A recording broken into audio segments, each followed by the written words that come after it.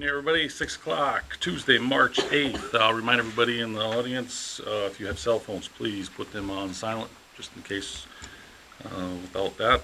At this time, then, I will call to order the public hearing, which is for amending Ordinance 52, regulating zoning, amending section 15.2A, 14B, definitions, building, floor area ratio, amending section 52.3K, general provisions, yard regulations, encroachments into setback area, and amending section 52.4D4, R-1, district standards, minimum lot area and density. At this time, I'll ask if there's anybody voting for. Wishing to speak for, sorry. I'll ask again, anybody wishing to speak for? I'll ask a third and final time, anybody wishing to speak for? Hearing none, I will ask if anybody's wishing to speak against. Sir. Are we talking about, like, I'm gonna have a building built this year. Are we talking about the 9 foot, then the overhang? Sure. Is that what this is about? So there's 3 different sections, as was stated to the zoning ordinance. There is a section that is being amended or proposed amended to deal with what encroachments are allowed to be within the setback area. In that, part of what is being proposed as allowed within the setback area would be 2 feet of overhang. Now, that's within the setback area. That Right, doesn't. so we're 9 foot back, Yeah, so the setback is 9 foot. but the overhang can go to 7. The overhang can go 2 feet into the setback area, yes. Okay, I'm for that. And your name for the record? Alan Pye. Alan, thank you. I'll ask a second time, anybody wishing to speak against. I'll ask a third and final time, anybody wishing to speak against. Hearing none, at 6:02, we will close the public hearing.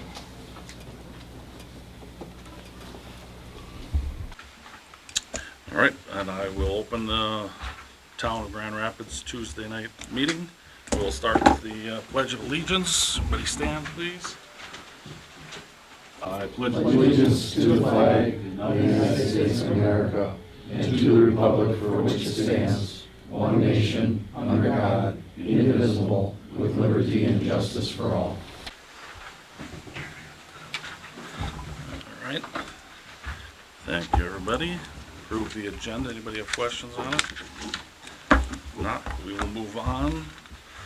Item 3, approve minutes of the February 8th, 2022 Town Board meeting. I have a motion. Motion to approve them as presented. Patty makes a motion. Do I have a second? I'll second Andy, second. Any discussion? Hearing none, all in favor say aye. Aye. Any opposed? Hearing none, minutes are approved. All right, at this time we will open public comment. People wishing to address the board will be limited to 2 minutes each, with public comment limited to a total of 30 minutes. Anybody wishing to public comment? Okay, hearing none. We will move on to number 5, monthly reports from the departments. Fire Department.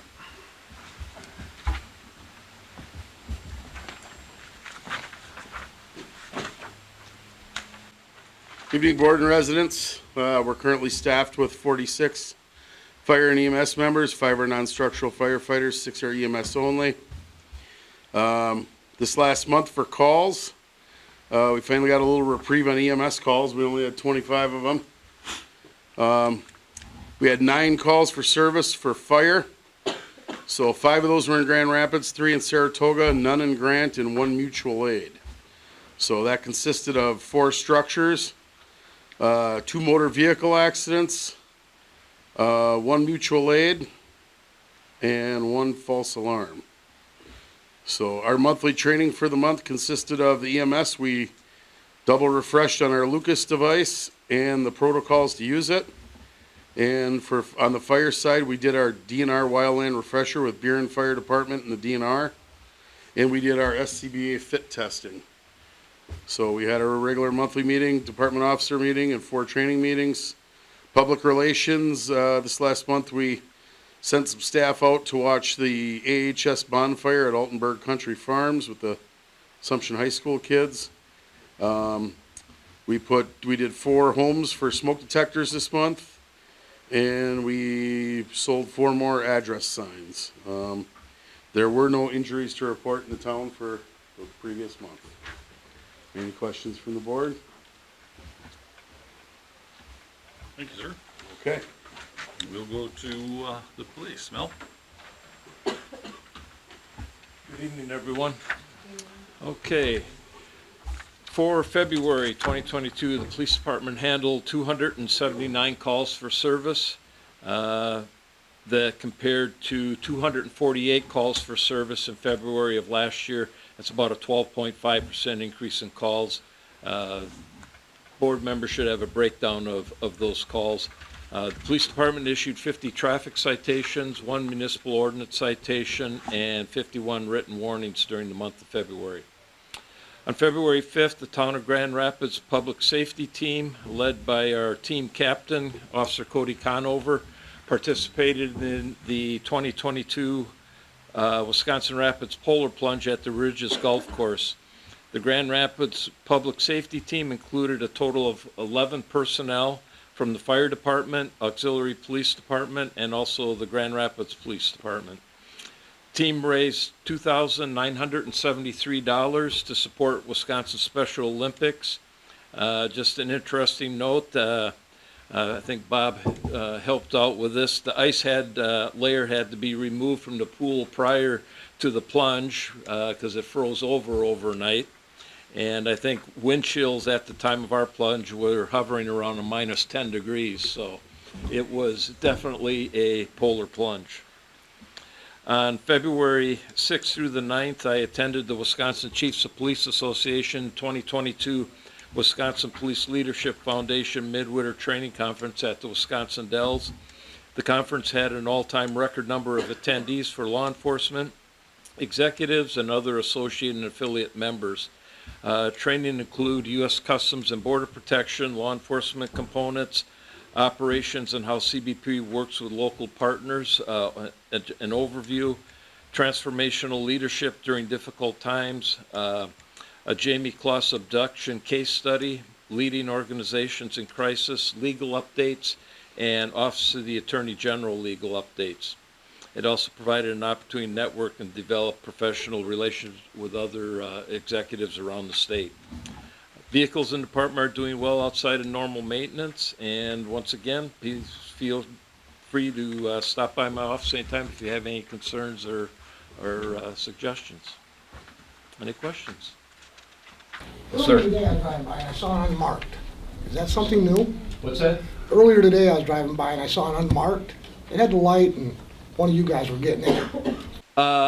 That is, right now we have one of our old squads that has had the graphics taken off because it's going to be sold on Rapid Surplus. Was it a Charger, that Dodge Charger?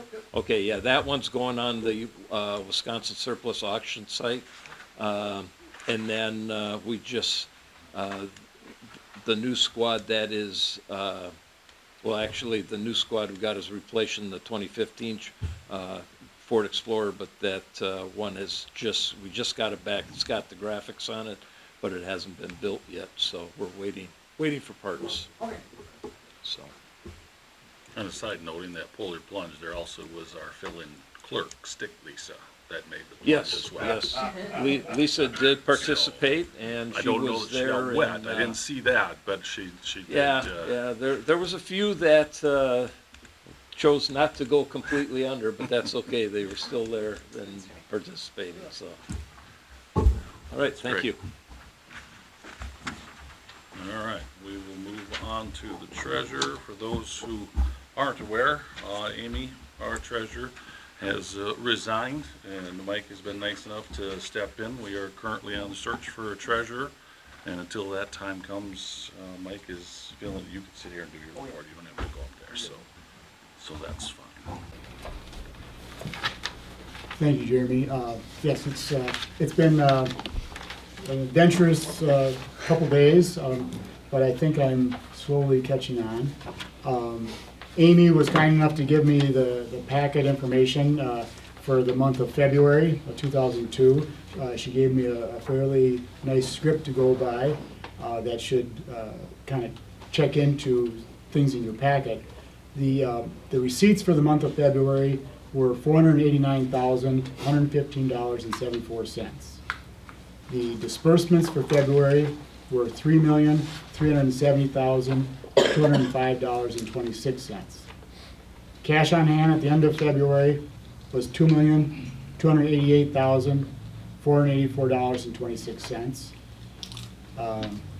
That consisted of reconciled checking of $78,523.47. In the repo account is $1,602,746.96. And finally, in the money market account, there's $607,213.83. That's all for the month of February of 2002. But I'm willing to at least field any questions that the board or anybody else would have. No, it's good. Thank you, and I would just kind of remind everybody with this change and with lease out, the people around here in this building are drinking water from a fire hose, so please be patient with everybody here. They're working as hard as they can to make sure everything does happen and questions are answered in a timely manner, but wherever we can help in, but patience would be greatly appreciated in all of that, so thank you. All right, moving on. Number 6, Roland Hawk from Wood County Highway Department is here to provide some information on a couple of roundabout projects that are heading our way. Yeah, that'd be perfect. And then also talk about a salt shed over on the garage site. First, let me say, if Mike Martin is taking care of your finances, you're in good shape. We'll remind each other from back when I used to be the finance director at Wood County. And thank you for having me tonight. Appreciate you putting some time on your agenda for me. And for those who don't know me, I'm Wood County Highway Commissioner Roland Hawk. And I've been working on a couple projects in the town. We started looking at the intersection of 48th Street and W and 48th Street and Z a little over a year ago. And we've gotten to a point now, we've got enough engineering that I wanted to come to the town and talk with the folks about when we're going to build them, how we're going to build them, some cost share, and then the impacts of that. But before we do that, I think the easier topic is the salt shed, if we might talk about that first. Sure. So currently Wood County Highway owns a salt shed on the facility that town owns for their shop, garage area. And so I pulled records on it in the last year or two. Wood County has not pulled salt out of it ourselves. We keep it full. So if the town would need to pull salt out, they can pull salt out of it if they need it. But the way we run right now, our trucks need both salt and brine. So when we come back to the salt shed, it's usually in our shop in Rapids, and we're filling up with fuel and brine and salt at the same time. So we personally have not been pulling out of that. So as we start looking at our assets, we realize that we're really holding on to something that we're not using. So I have a couple of options, and one of them was to ask the town if the town is interested in taking that over. So I looked at what we're looking at as far as value, and that includes the shed itself and then the salt that's inside it. So the shed itself has about a $5,000 value. It actually has a little bit more, but in the end, if we were to look at it and the town didn't want it, I'd have to tear it down, and I'd have probably some cost in that. So what I've offered to the town is if they would like to purchase it from the county, I'd sell it to them for $5,000, save me the trouble of tearing it down and dealing with that. And it would be a facility then the town could own. And inside it, there's 391 tons of salt. And at our cost, which we've stocked it, that comes to $40,390 worth of salt inside it. So I'd like to make an offer to the town. If they would like to purchase that salt shed and the contents, we'll make it an even $45,000. And we would work with the town on how to get that filled as they need to, because we currently run our contract off the state contract, and we get the state's pricing, which is gonna save anybody who's on that contract quite a bit of money if they're gonna purchase it through the state. So there's an agreement you need to sign that says you're gonna buy X amount of tons of salt annually from that contract. You have a certain amount of time to do it. From what I understand, the town pulls about 300 tons of salt on a light year, so there's enough salt in there that it would last you a year without having to probably purchase salt. But the state is going out on a new contract next week, actually. So what I would recommend, if the town would be interested in buying this and then using a contract of their own to fill it, sign the contract to get on the state salt shed or salt refill contract, and then picking them out, say 100 tons a year to start with, and you'd have you'd have a year to fill that, or put 100 tons in there. It'll hold for over 400 tons. But if you're only pulling 300 or 400 tons out in a year, you could put on the contract, you want 300, and you have X amount of time to take that. So, and my staff would help the town figure out what that contract would look like and how to do that. So, Does the amount that shed will hold,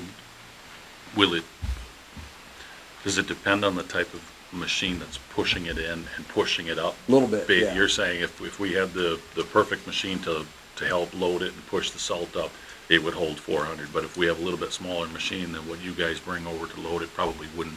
Right. We'd have the ability to, but we probably wouldn't have the equipment to And do that. you wouldn't need to. You know, if you're only pulling 300 tons out of it, it'll hold over 400. Yeah. So if you wanted to, back a truck up and push the salt in with a loader, which is easy, you could, put 250 tons in it easily.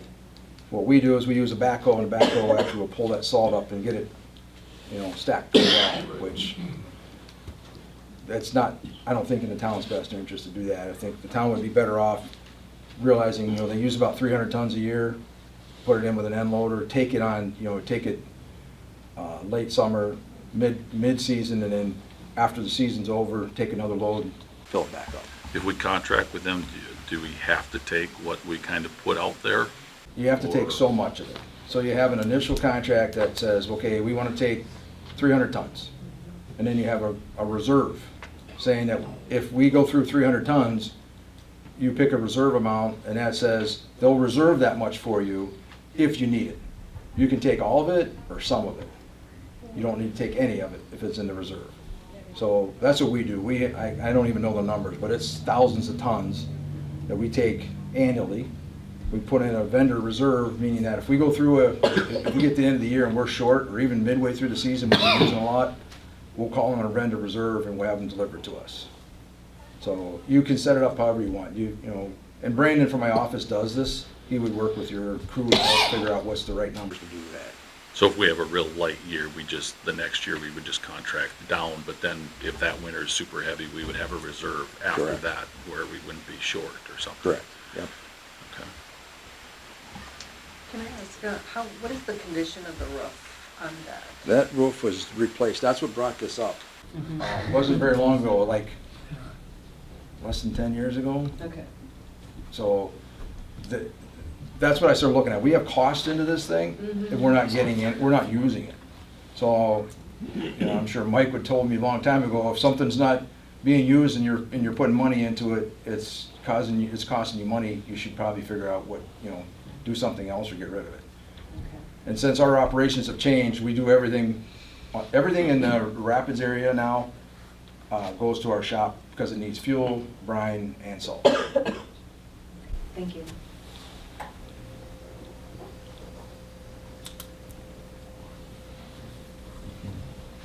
Any other questions on the salt shed? Can I ask a question on it? The salt, are you figuring, first of all, you said you haven't used it for how many years? But About two Carl, for sure, maybe how long three. has Carl been gone? About 13. 2 years now. So he used to come over there and get salt, right? Yeah, on occasion. Instead of running all the way back to the shop. Correct.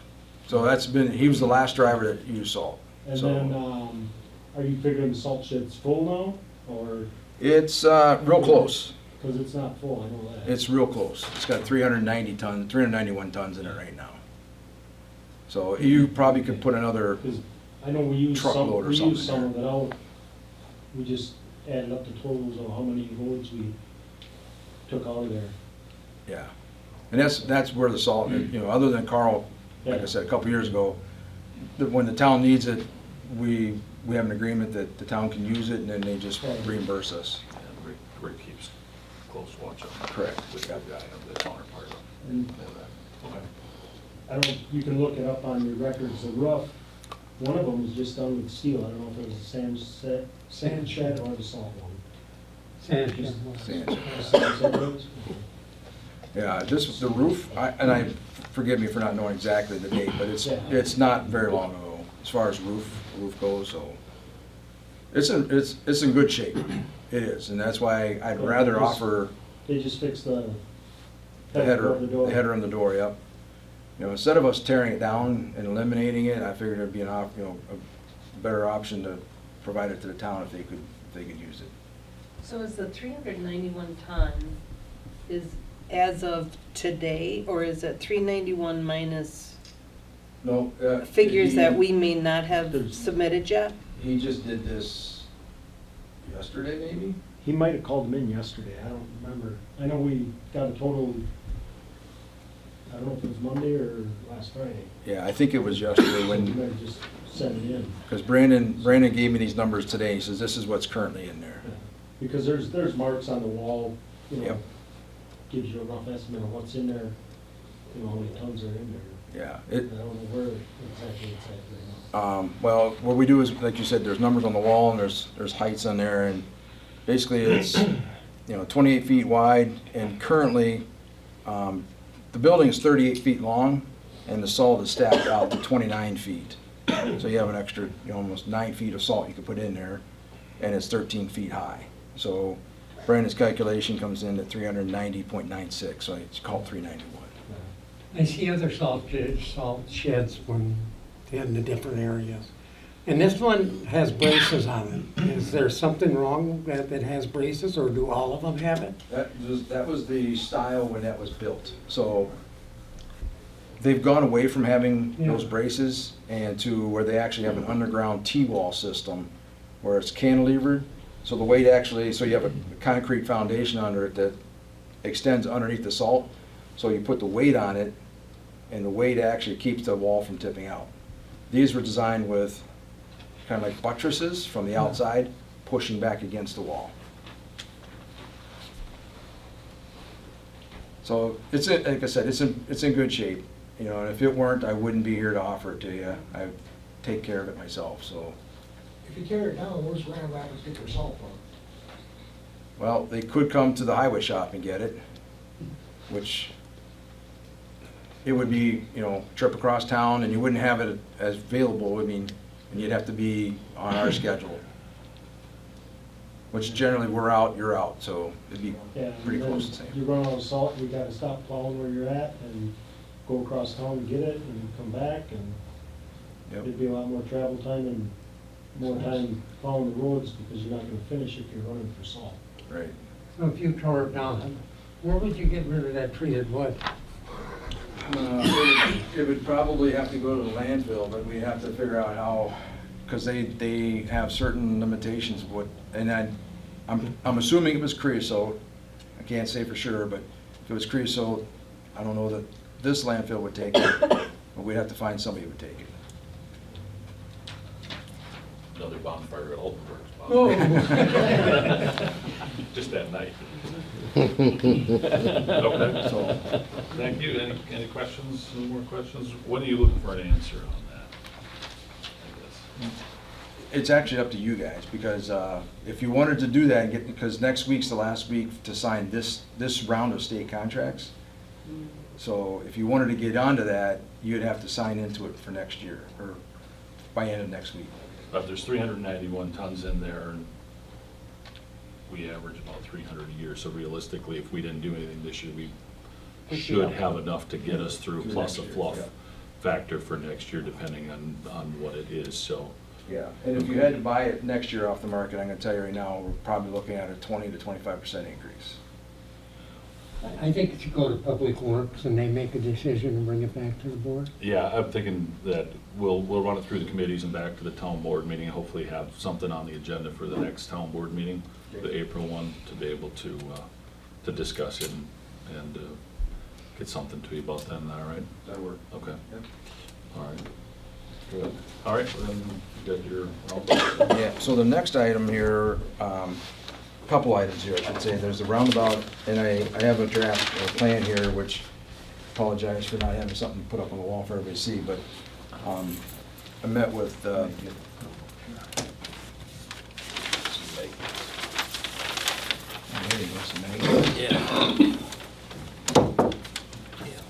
We'll just all get closer.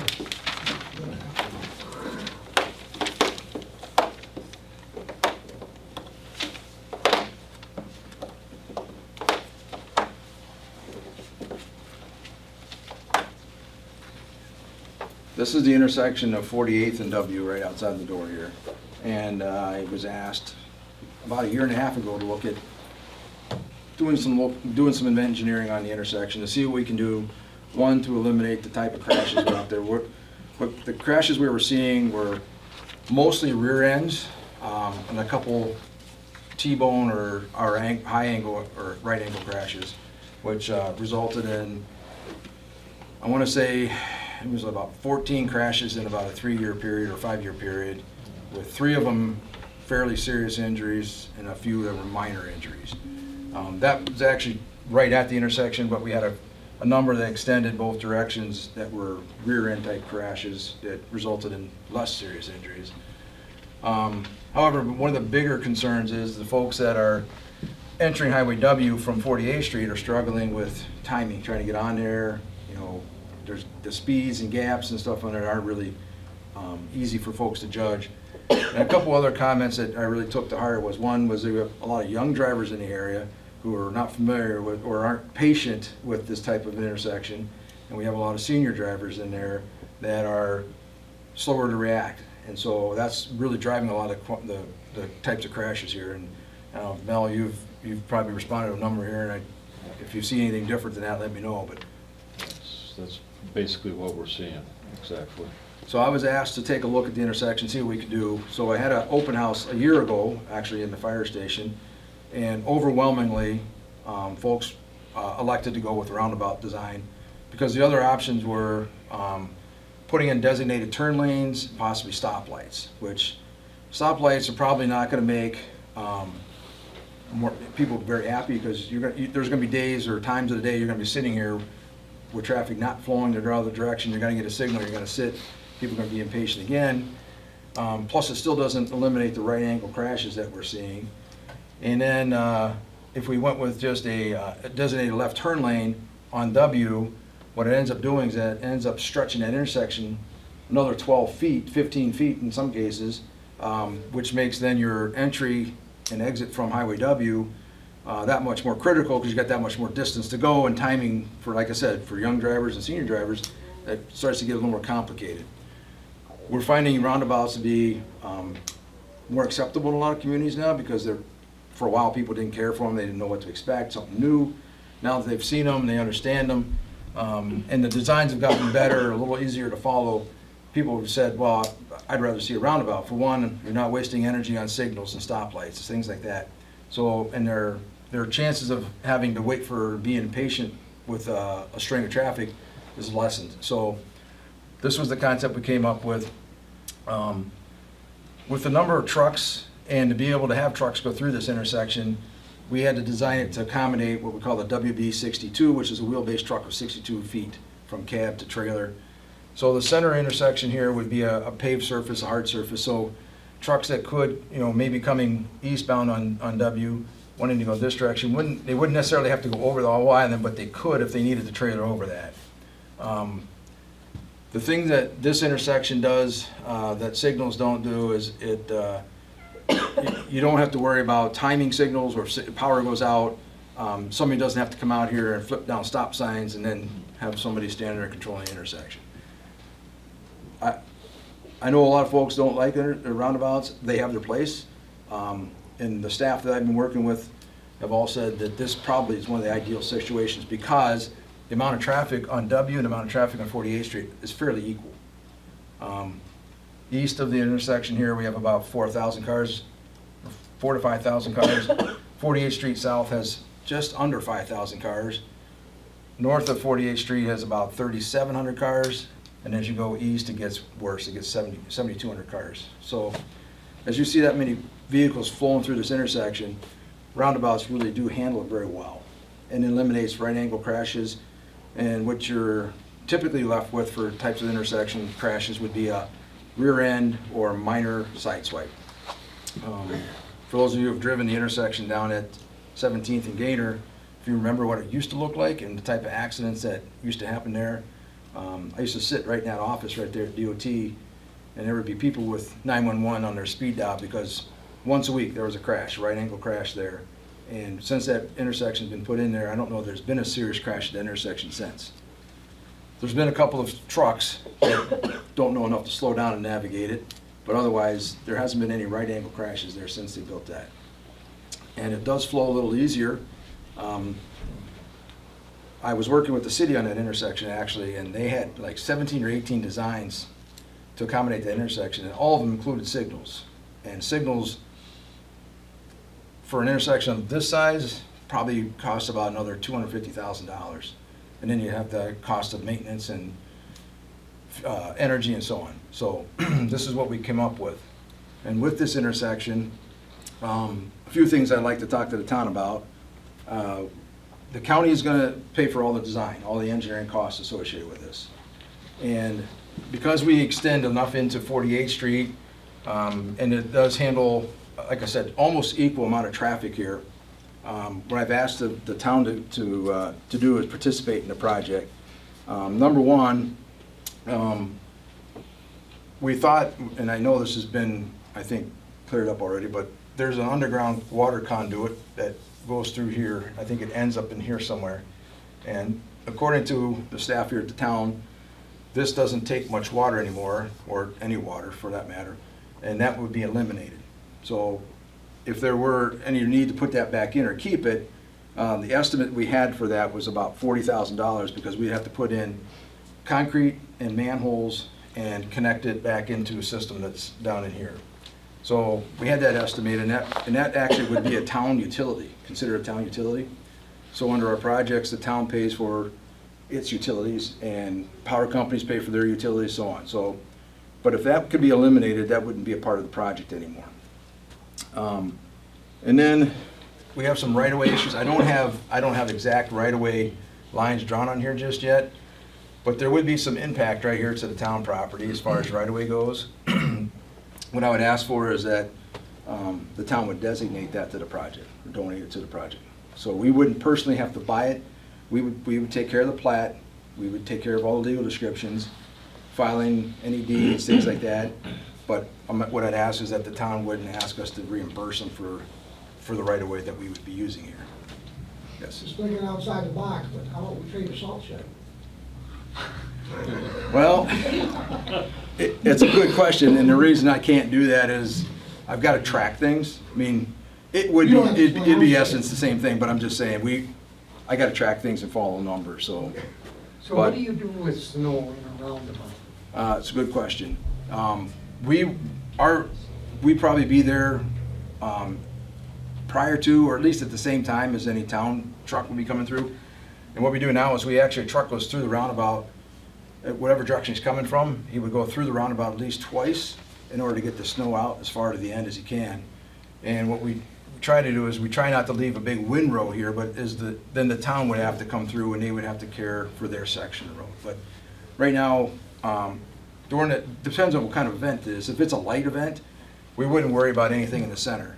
But if it's a very heavy snow event, we would focus on getting the road open, and we come back in later and probably remove the snow, either with pushing it off, or sometimes like up in Marshfield, we actually go in with an end loader and we load it out into a truck, depending on how much we get. The light snows, you're gonna have enough traffic through here and salt brine and heat that most of that snow is probably gonna dissipate. You won't have it building up and blocking vision. So with the right of way, and then we probably would have overhead lights. Probably one in each of the quadrants and maybe one, we haven't done the full light design yet, but there'd probably be 4 to 5, maybe 6 light poles. The county does not own any light poles at this time. We don't have a light bill. So what we try to do is we'll install them, we'll put them in as part of the project, but we'd ask the town to take over the energy charge, paying for the energy and any maintenance after that. That's similar to what we did, Bill, if you remember the intersections, we put the lights in, the town accepted the agreement and took care of that. So we would put them in with the project. We'd ask you to designate your local detour, meaning 48th Street's probably gonna be closed during this. The town would have to tell us where you're gonna put your traffic. We can sign it with the project. We'll have a traffic control plan with it, and we can actually sign it. You designate what route you wanna put that on. And then the big key here is that I would ask the town to participate at 10% of the overall cost. So right now, we have this whole thing estimated at 1.3 million. And that has a little conservativeness to it. So what I'd ask the town is at 10% of the cost, which would be $130,000. And where does that benefit the town? We're actually coming back about 400 feet or 300 feet each direction here. So we're paving about 600 feet of town road. And we're gonna probably have to do some work in the parking lot here. And I'm just showing right now, if we had to take these parking stalls out, one option, another option we talked about with the town crew was maybe they take out some of the grass and we move them back up in here. That's something we can work on. And again, it would be part of the project. And overall, again, if the town would agree to this, we'd ask that you participate at 10% of the construction cost. The county will pay for all the design costs, right-of-way plat, and then anything that we have to do as far as outside the utility. So any utility that's already outside the right-of-way would be something we would have to pay to have moved. But right now, by the looks of it, they're all inside the right-of-way. Where would you decrease the speed limit? 35. Where would we? Yeah. We'd How probably far have to back? start back about a quarter mile from the intersection each direction. And I know from talking with Mel, you couldn't extend it far enough and still get people to obey it. But this is a very good calming device, so those folks that are, coming through here at 50, 55 are not gonna be able to do that anymore. Well, they may try, but it'd be difficult.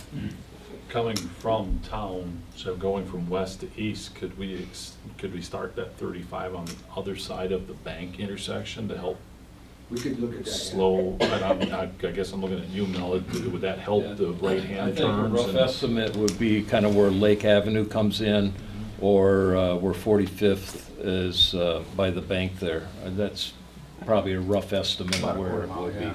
yeah.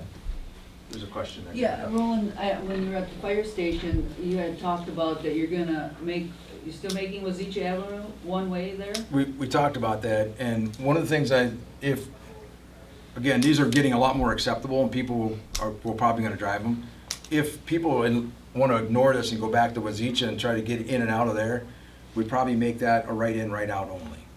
So traffic still could go, coming eastbound could exit onto there. People coming out of there would have to come back to this and then go around and go back out. So basically what we don't wanna do is we don't wanna take a problem, move it down there. What I'm willing to do is willing to give it a little time and see what happens. People might wanna just say, all right, I'm comfortable with the intersection, I'll just use that. Yeah, but when you're coming out on 45th Street, therein is another problem. Because, people are trying to get out of Wazeecha Avenue. You got a 4-way deal there also, just like 48th Street. Yes, and but the numbers are much higher on Wazeecha as far as exiting and entering Highway W. Yeah. So I don't think there's gonna be a problem with people coming out of 48th Street as far, because they would have to go much further out of their way to Yeah. avoid the intersection. So you say Where- you're going to make Wazeecha off of W, you're gonna make Wazeecha one way and then, No, we wouldn't make it one way. yeah, that's We- what he said. Why wouldn't you? Because we still have that problem on 45th Street. So, You got 48th here, and you still got the same problem on 45th. So much traffic. Right, so You know, what, trying so to what's get- happening right now is you got about 4,000 cars a day here, and you got about 1,500 or maybe 2,000 cars a day that are going up to this, up to 45th by the bank. So they're avoiding this intersection. So what I'm hoping to do is with this intersection, the cars that are going over there will come here and use the intersection. And if they don't, and it still relieves a lot of pressure over there, that's when we will look at doing a right in, right out only. So we're trying to get more folks to use this because it's gonna flow a lot safer, more efficient for them. So what you're saying is a roundabout is gonna keep people from going back and around because they have to stop, to where if they go through the roundabout, they don't have to stop.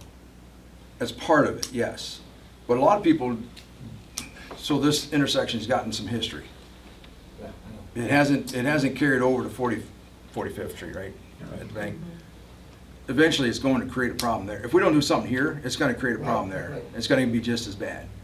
So what I'd like to do, instead of us saying, all right, we're gonna fix this and that at the same time, let's do this, see if it eliminates the issue there and takes the pressure off there and brings it back over here.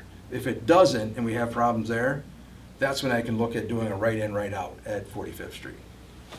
I think you're gonna have people trying to avoid the roundabout, and they're gonna be coming down with each avenue, and we're gonna, you know, you still have people coming out of 45th there, you have to watch somebody coming off of Wazeecha, and you have all this traffic on W.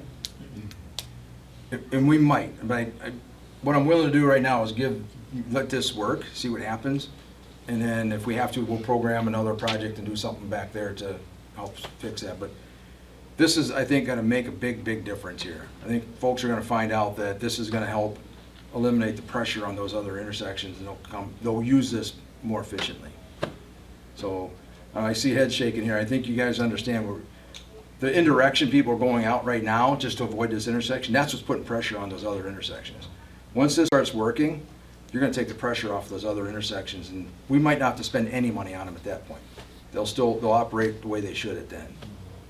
So that's what I'm hoping to do for now. Instead of putting money here and then money down there, let's focus on this, get this built. You know, I'm sure we'll know in a year or less. Yeah, how it's it won't functioning. take long and we'll know what's happening, but I agree with you. I think we should allow this to work and see what unforeseen problems are created on these other streets around. And we've seen that with other intersections where it started to get a reputation of having unsafe conditions and people started to avoid it, which added pressure to other places.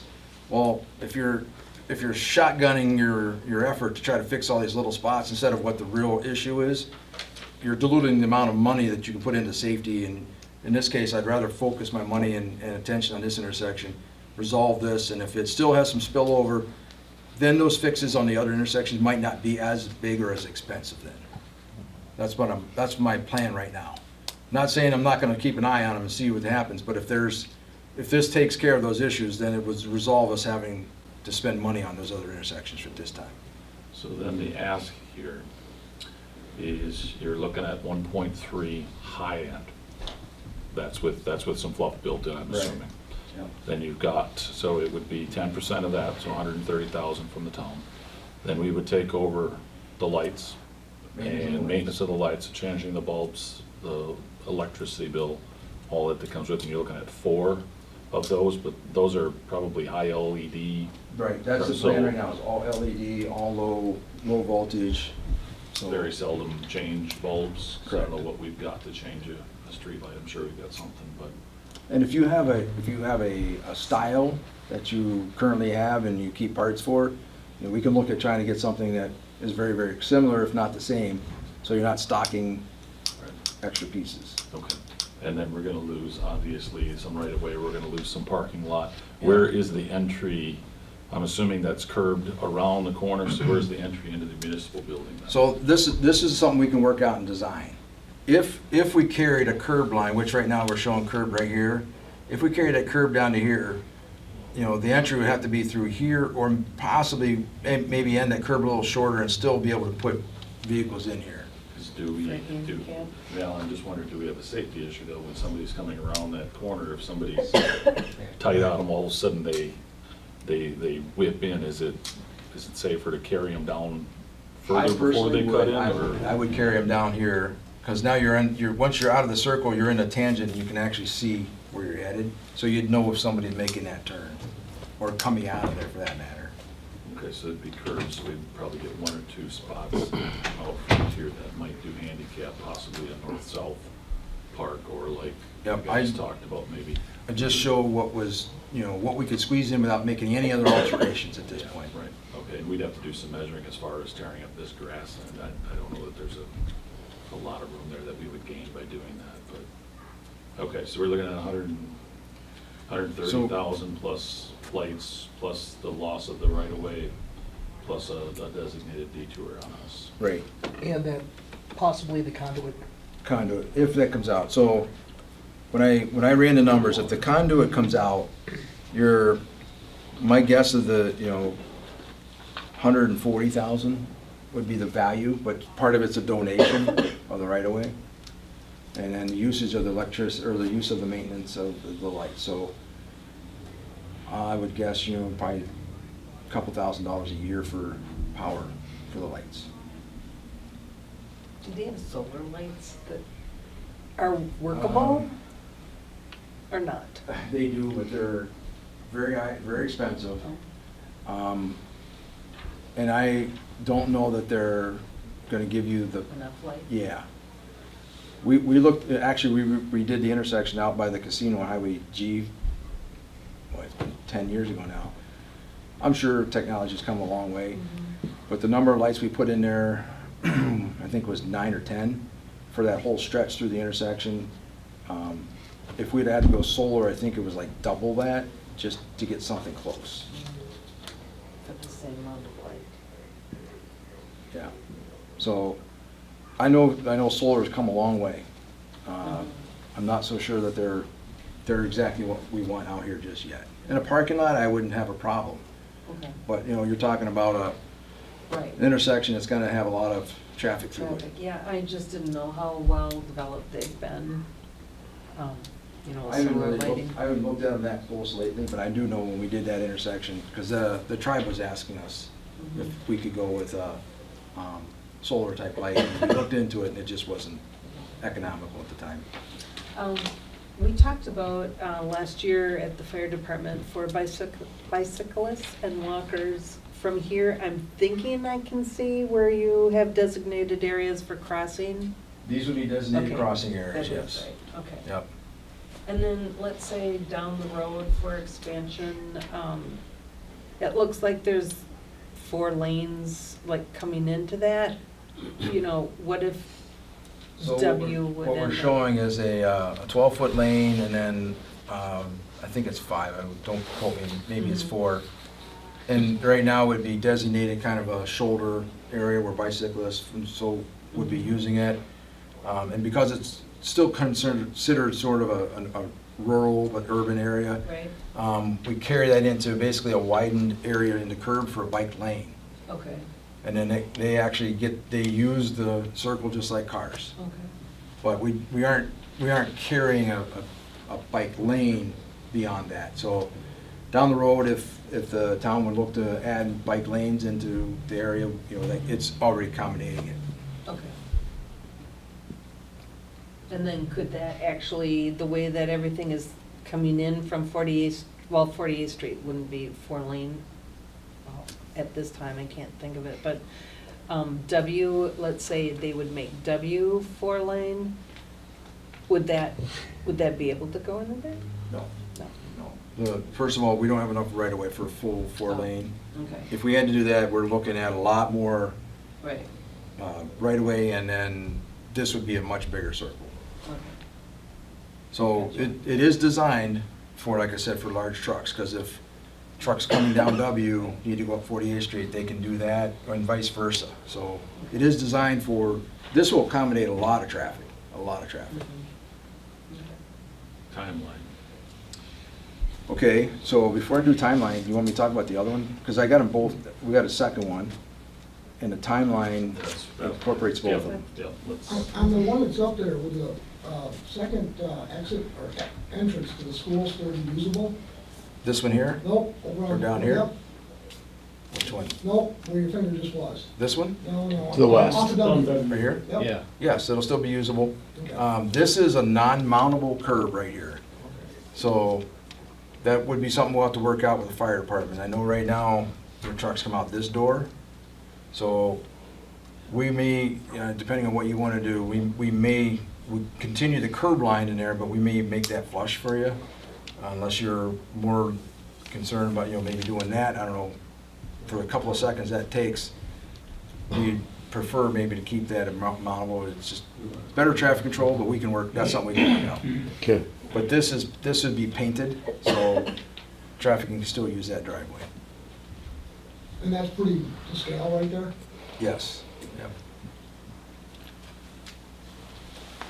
So the next intersection, Can I ask, is there a drainage by there for, whether there's gonna be ditches to, that's one of the things we're looking at for is, rain, snow melt, everything? yep, that's what we would like to use as much of this green space. This would be green space now. We probably need to use some over here and possibly in here, so, Kind of low ditch or? yep, create a swale so we can get water out of there and off the road.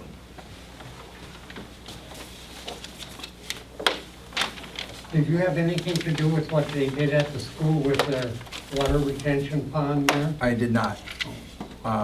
They just came to me and asked if they could have permission to work in the right of way, and we gave them permission to work in the right of way. This is the intersection of 48th Street now and Z, Griffith.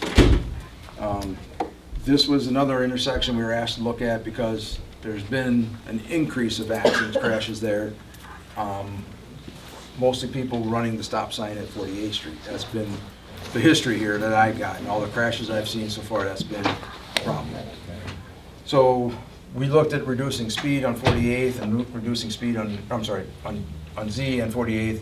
That really hasn't solved anything. So, but the number of vehicles going through here has increased significantly over the last 4 or 5 years.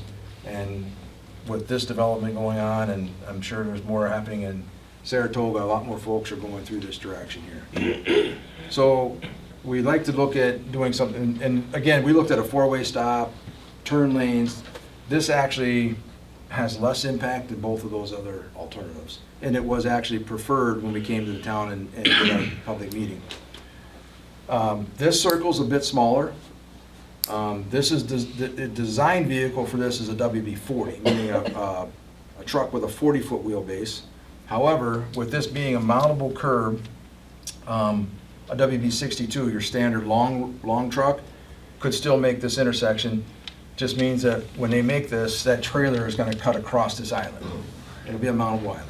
I noticed, I go real clear, like that they put in a bunch of roundabouts. You're talking about mountable center. It's just like a dome of concrete that if something goes over, it ain't gonna damage anything on the vehicle. Correct. And it can traverse that without problem. Exactly. So if anybody's been on Highway 54 in Plover headed towards 39, they put a new roundabout out there by, I'm trying to think of that marble with a Ryan Restaurant, the Yes. towing place. Oh, yeah. Yep.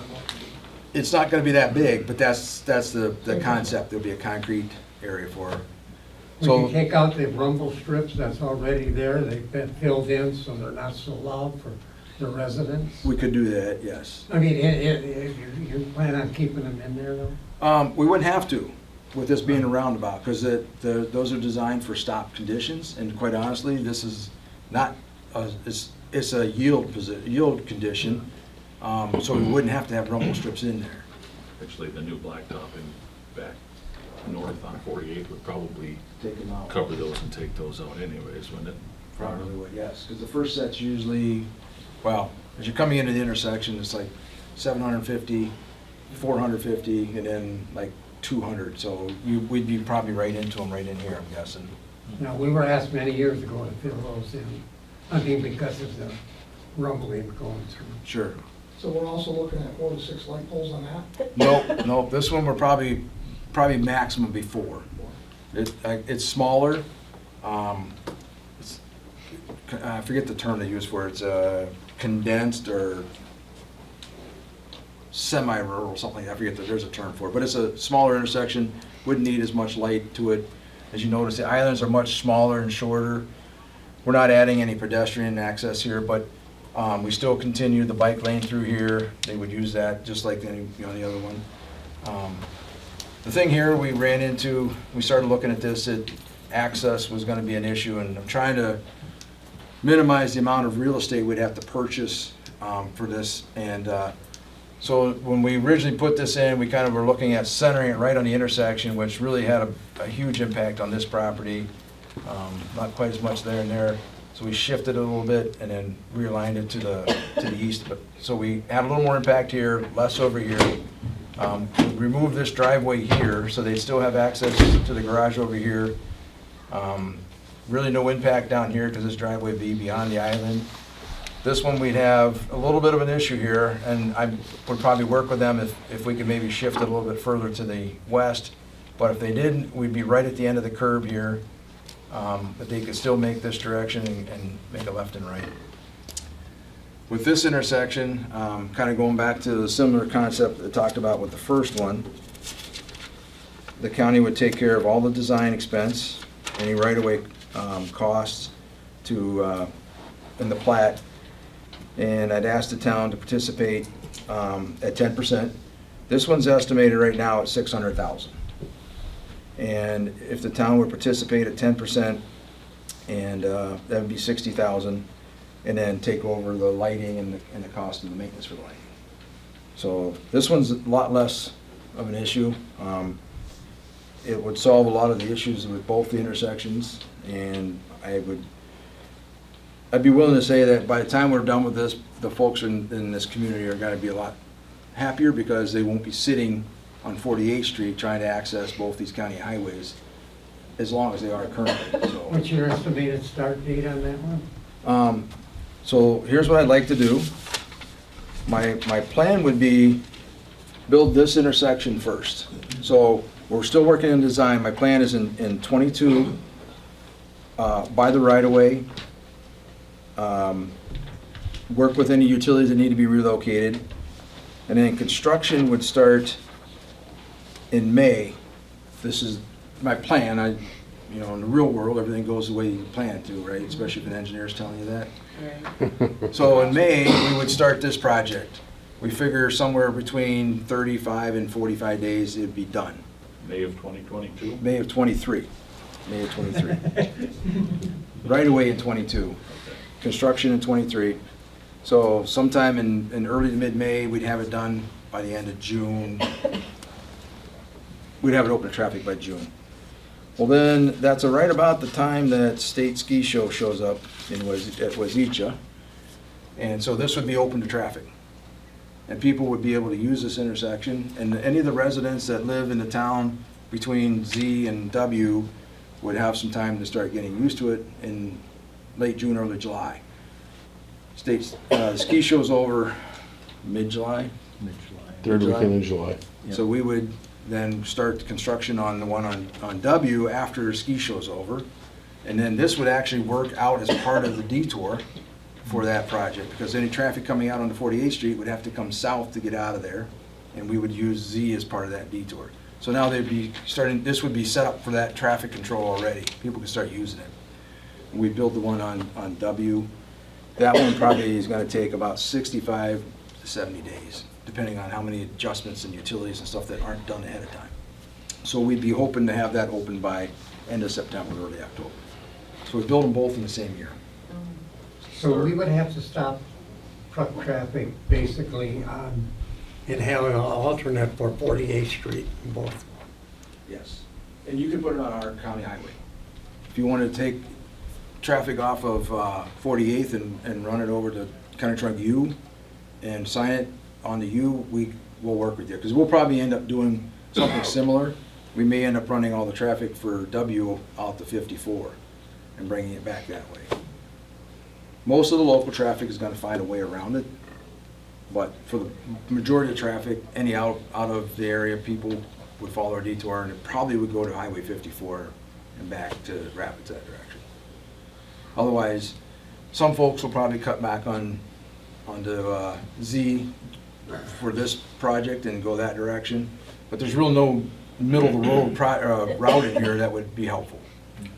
So So my, If people come down and go up from the west and going east, and go in the back of the fire station and come out this other driveway, or in the store, do the same thing, how do you stop that? well, first of all, we have a detour marked, but if people start doing that, if it becomes a big problem, we'll bring barricades or an extra traffic control items. But you write a couple tickets, and it gets around pretty quick. I don't want to put the pressure on the police department, but if people run through our traffic control all the time, move barricades, do stuff, I call the sheriff's department. Typically, one ticket gets things resolved. It gets out pretty quick. But these are the two projects that I'm here to talk about and explain the way I'd like to cost share on them. And if the town would be in agreement to that and they want to, discuss it further or whatever options we can. I'm not in a big hurry tonight to make a decision. Obviously, you guys can think about it. But we enter in an agreement, basically spell out, what our portion of the project would be, what we're requesting the town to participate at, those items. Get a resolution from both your board and my committee and have it set up so that when the funding comes and we're ready to go, there isn't a lot of questions on how it's going to get paid for. Because I'm trying to use as many of my dollars as I possibly can, and my feeling is that we're actually helping the town on 48th Street in both cases. I'm not asking for a lot of support, but I'm asking for some just contribution because it is going to help your traffic flow in the town quite well. So any other questions about the projects, the timing? So then what are the two designs you're looking at? Correct. We're down to our final design now. Is that right? Yep. There might be minor changes, but nothing. I mean, what you're going to see is you're going to see these concepts. So we're at a point right now. I'm actually into final design. I've got a second contract to write with the designer here in probably the next couple of weeks. I'd like to let them know that if the town's still on board with projects, I'm assuming they are. And as far as participation goes, if there's something you want to talk about further, we can. But I think the way the first public meeting went, overwhelmingly everybody was on board with the roundabouts. So that's how we ended up, with that, and it actually has less impact to the neighboring properties too. So Just a question. How sure are we regarding the water issue with the culvert? Where does the information come from that, and I guess how sure are we that that can be resolved? You're talking about the culvert out here? Yes. Mike and Rick have talked about that with Roland, and from my understanding, they're both dry cans and they don't really do much. I'll definitely double check with them, but they said that they We had water just out, let me see, yeah, out this way. said this one down here at the end of the parking lot on the corner, yeah. Okay. that one Oh, there that one absolutely there. has to be, can't be touched. But these couple here, I guess, don't go anywhere, and they've both been dry cans, so. And do we have fiber optic, do we have that under the road there? There is a lot. When they put them in? There's a lot of utilities here. I'll go back to this map. You probably can't see it, but there's a lot of gray lines right here. There's a lot of underground, there's a lot of above ground. It's all, luckily for us, it's all in the right of way. Oh, So those utilities, we call them compensable and non-compensable. Compensable means that they're something I gotta pay to move. Non-compensable means I don't. And they're in the right of way, which by permit means then I don't have to pay to have them moved.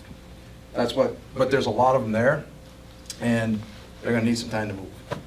And then what they typically do is they wait till I have a right-of-way plat and I purchase a right-of-way, and then they try to move back to the back of the right-of-way. So that's why 22 is, you're gonna see work out here. Once we secure that right-of-way, they're gonna wanna start moving, getting things out of the right-of-way.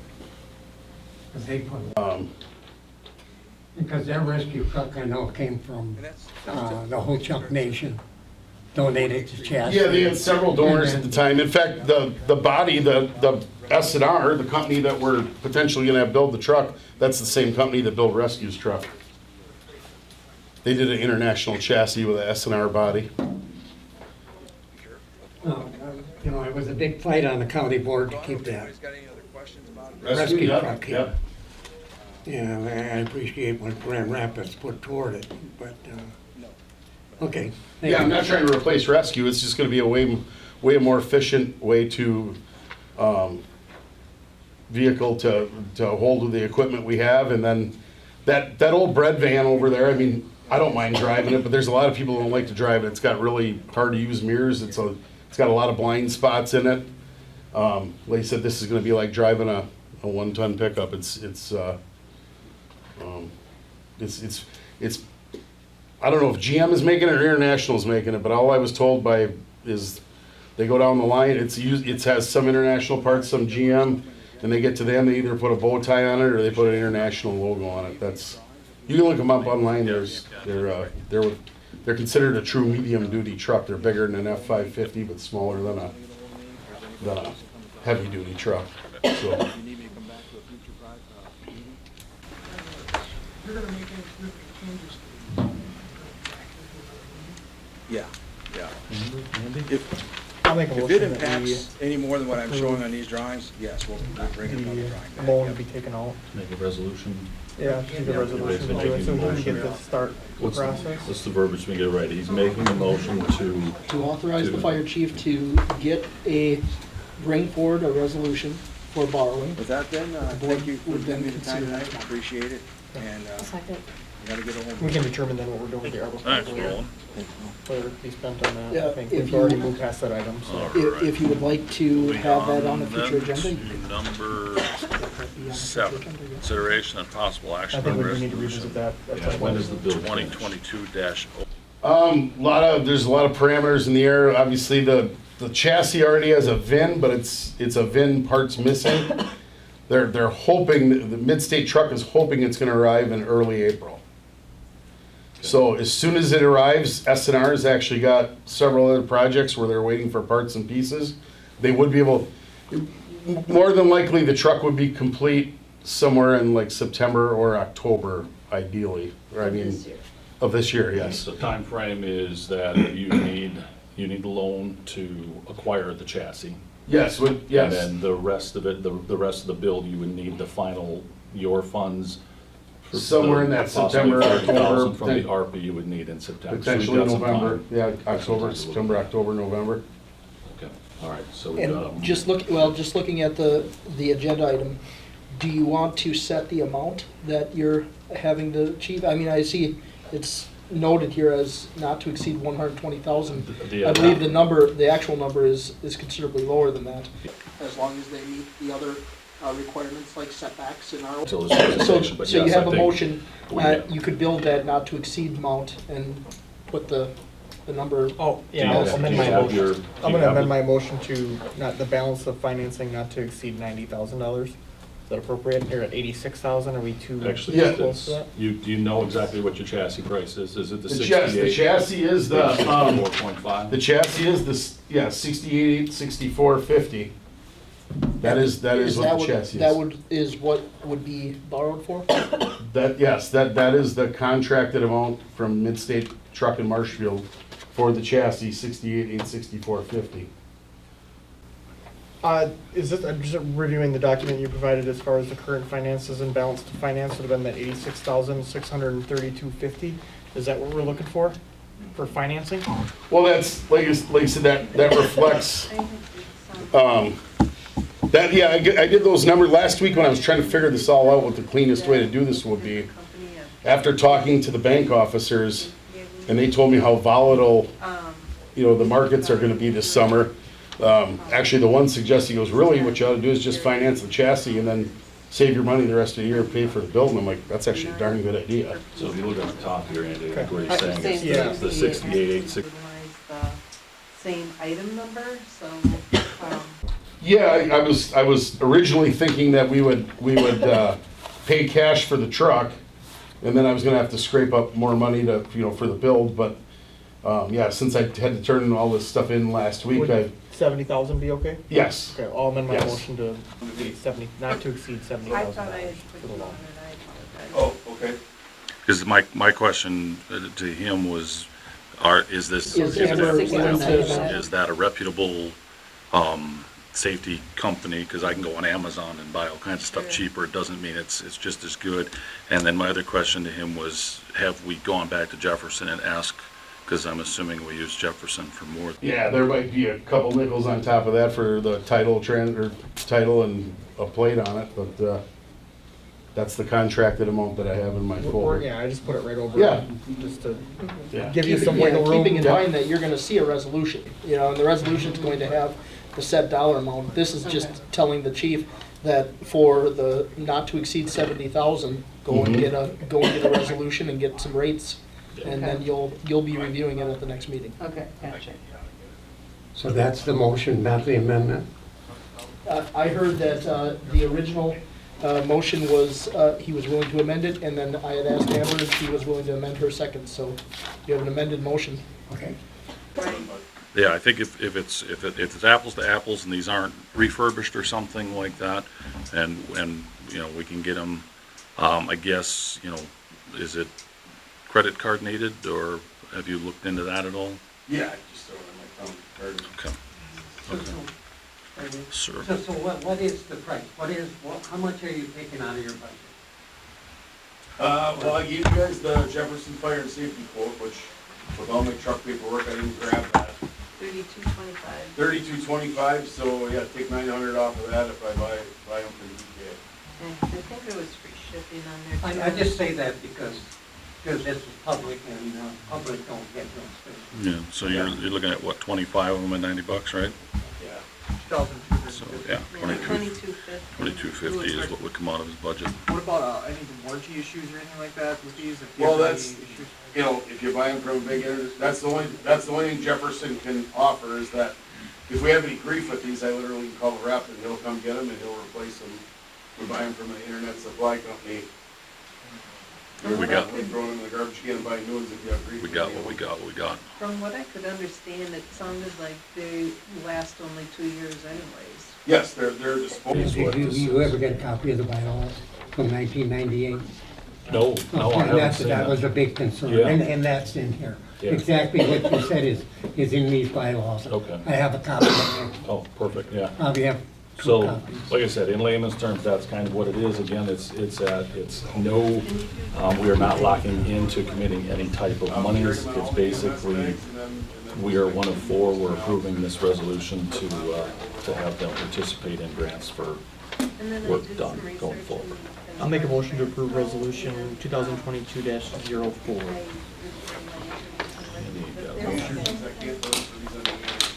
I did So do forward we that have to email. put in there, you indicated 5 to 7 years, does that need to be put into the resolution? So you can. Or is this just open-ended? Maybe a better question is, are these resolutions, they're likely supposed to be the same resolution adopted by all the members, so I wouldn't go adjusting the resolution. No, I was just Yeah, wondering about that. I'm not sure, You mentioned- my guess is that they've reviewed this, and this is the appropriate resolution they're going to need to pursue any financing and development. And I think it would be a problem if we amended So this we're looking at resolution in any 25 way, of because it these probably has to mirror Purchased all the from members in this the- county. Because when we entered Nakusa into this, we had to come up with those bylaws before we could do it. We all had to sign the same resolution. So it's 22. I make that motion. Andy's got a motion, Amber's got a second, any further discussion? All in favor? Any motion, Andy second. Any further discussion? All in favor, say aye. Any opposed? Say no. Got your O2 monitors. All righty. Number 12, February disbursement vouchers.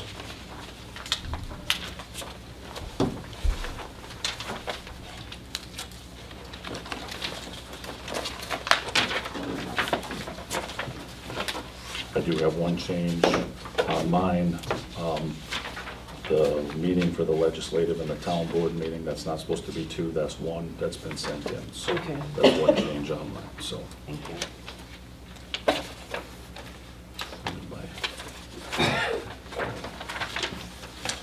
All right, monthly reports. Oh, sorry. Jumped Oh, you got ahead. them. Operator's license application. We have, we have 4. The store is, got quite a few. So we have 4 operator license applications. Tamara B.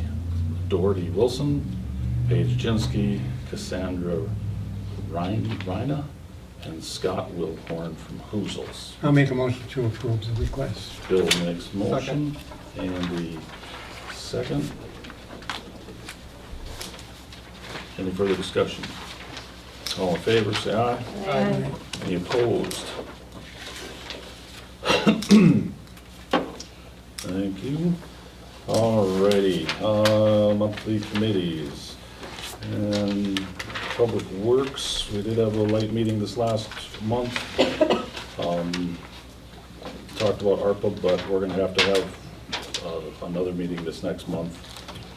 There's other things to talk about, salt shed possibly, the roundabout, and I would like to take a ride with the guys and look at some of the roads, and also I want to talk about that new grant, which I mentioned with Roland, for the Washington, and extending that, that's Okay. due in June. Yeah. So I want to get as much information as I can on that, and Okay. potentially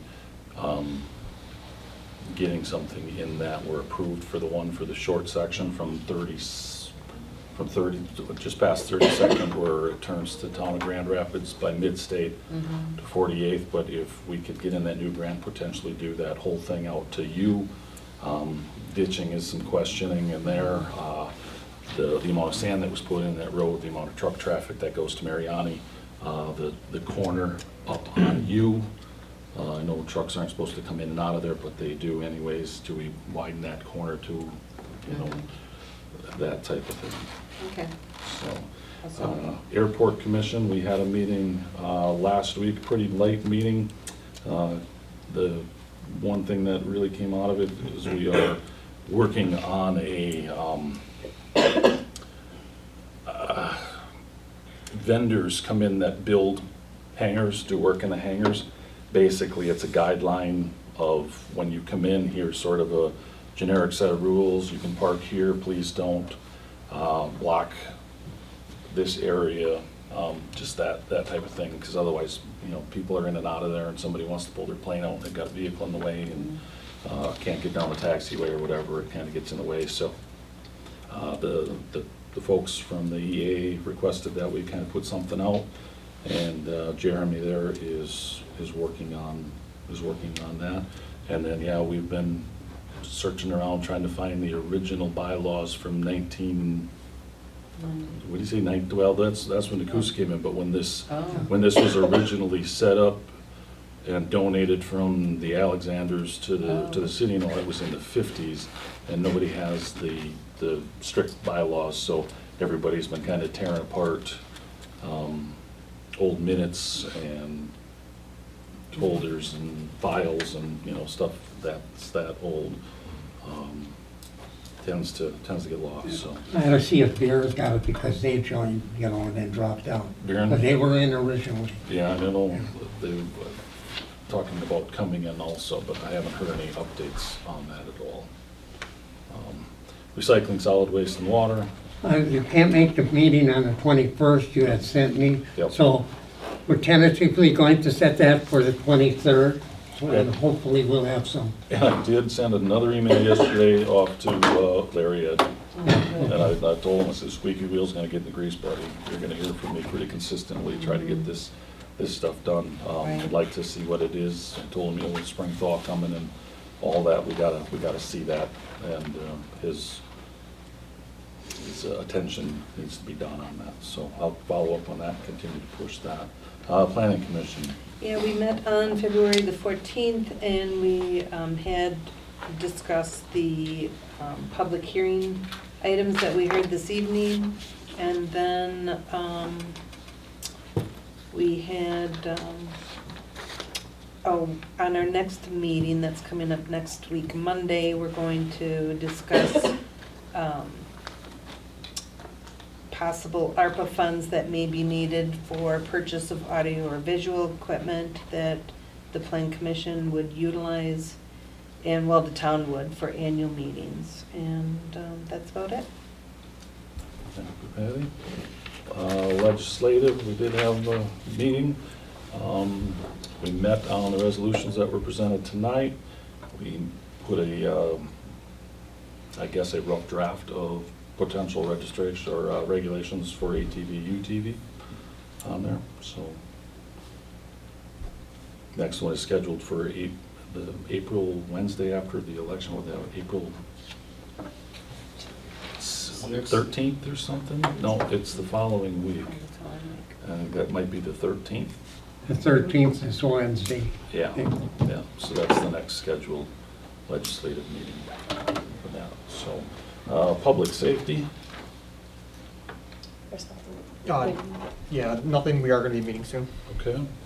Economic development, We haven't met, but we do need to find a time next week, hopefully. okay.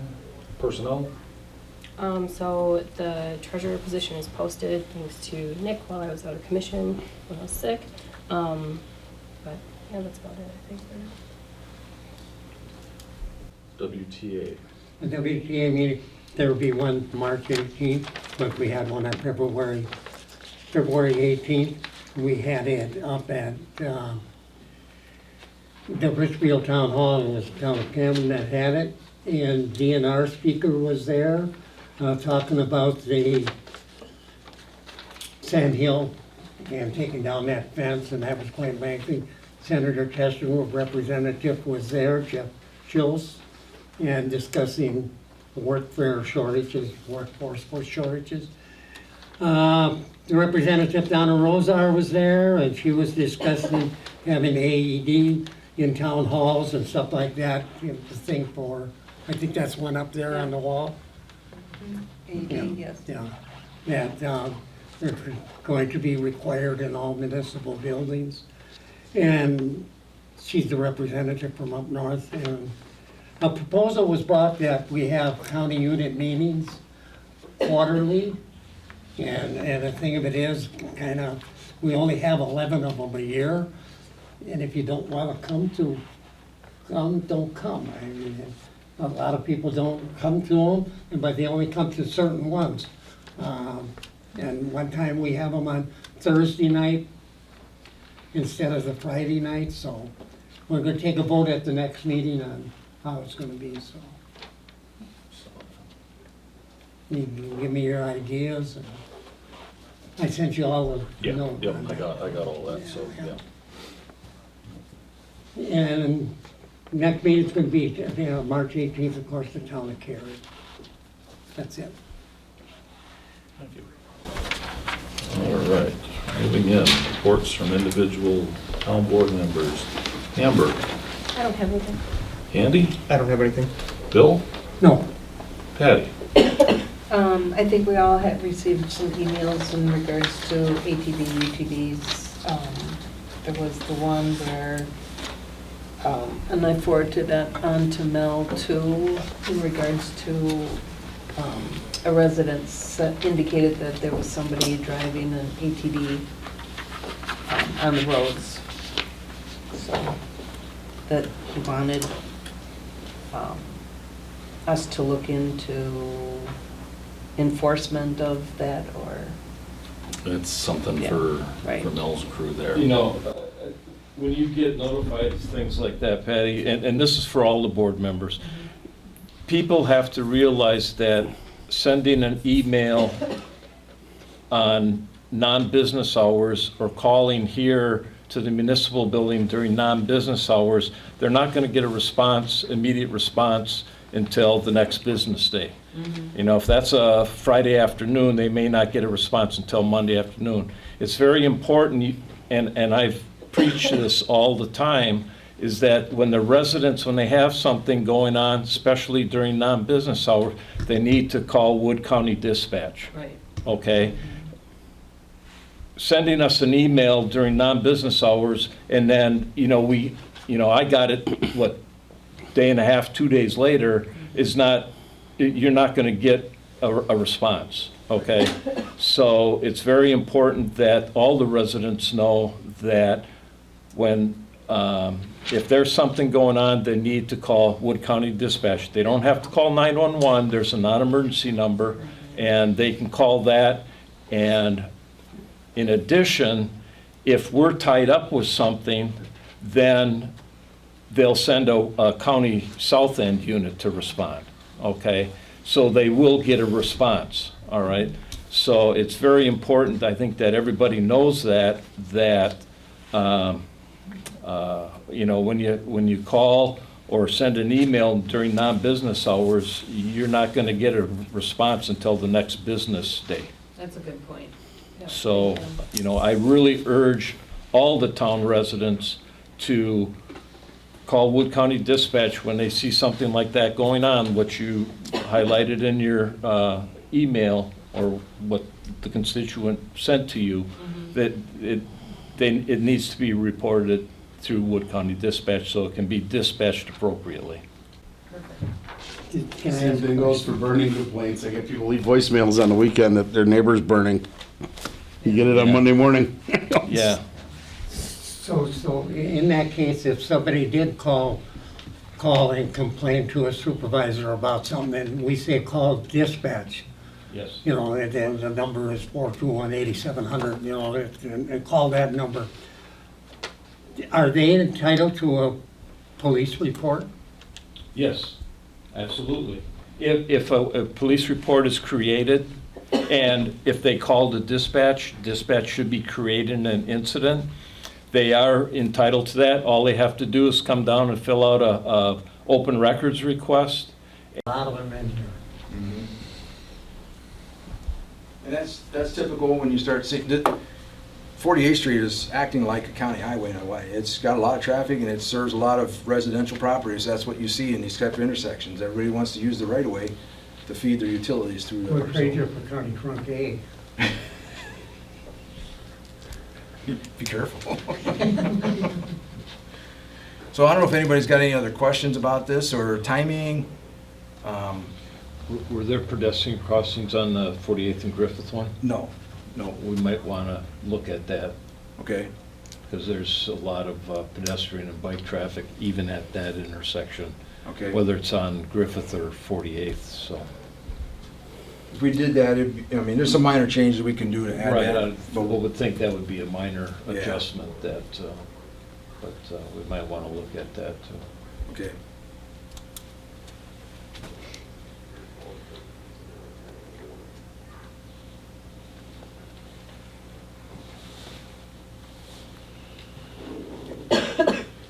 With that, I know you got a lot of stuff on your agenda tonight. I'm not gonna take up any more time, so Appreciate your time. I'll leave these drawings if you want me to. Please. That way Yeah, if you if have you can, that'd be questions, and great. folks. Otherwise, you know, get a hold of me. Yep. Bill knows how to get a hold of me. If there's anybody who wants to come and talk about it, let me know. Okay. If you need me to come back to a future meeting, I have another question. If you're gonna make any significant changes to these, are you gonna be back here to another meeting? yeah. If it impacts any more than what I'm showing on these drawings, yes, we'll bring it down the drawing back, yep. When you get there, we want to close this driveway off anyways. No, we don't. If you somehow give me a new one during this whole process, that'd be all right. With that then, thank you for giving me the time tonight, appreciate it, and you gotta get a hold of me. Thank you. Thank you. Thanks, Bill. Thanks. All right. Moving on then to number 7, consideration and possible action on resolution 2022-03, amending ordinance 52, regulating zoning, sections 52.A, 14D, 52.3K, and 52.4D4. I'll make a motion to approve resolution 2022-03. Second. And, Mr. Chairman, if I could just make one comment. So Yes, sir. during the consideration of this, this did come as a recommendation from the Legislative Committee. It also went through Plan Commission. I believe at the Plan Commission meeting, there was a question regarding what specifically the 52.4 changes we're going to do to the existing substandard lots. Meaning those lots that are smaller in size than, you know, they might be 10,000 or less than 20,000. After the law change, the answer is nothing. In fact, we have provisions in our ordinance today that addresses existing substandard lots and their ability to build, as long as they meet the other requirements like setbacks in our ordinance. And so I know that was a point that was brought up at some of the meetings. I want to make sure that it's clear so nobody feels like that was disregarded in any kind of approval process. We do allow for, by law, we have to, we allow for the development of those substandard lots, so it's going to have zero effect on somebody's substandard lot. Thank you, Nick. Any further discussion? Do we need an individual aye on that one? Oh, okay, all in favor, say aye. Aye. Any opposed? Hearing none. Resolution passes. Consideration and possible action to approve Fire Chief Pyatt's request to purchase 25 CO detectors from his equipment and supply budget.